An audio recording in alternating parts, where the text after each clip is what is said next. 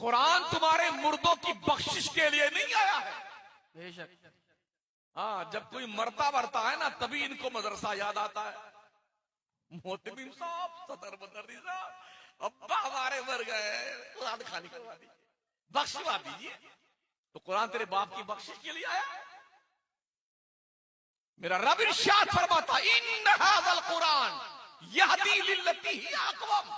ये कुरान इसलिए आया है ताकि पूरी दुनिया की कमांडिंग तुम्हारे हाथ में दे। बेशक बेशक, सुभान अल्लाह सुभान अल्लाह। पूरी दुनिया को हिदायत देने के लिए कुरान आया है। और हमने इसे मुर्दों की बख्शिश की किताब समझ ली, और कुछ लोगों ने इसे तावीज की किताब समझ लिया है। दो चार लाइन लिखी आड़ी टेढ़ी गले में लटका दिया।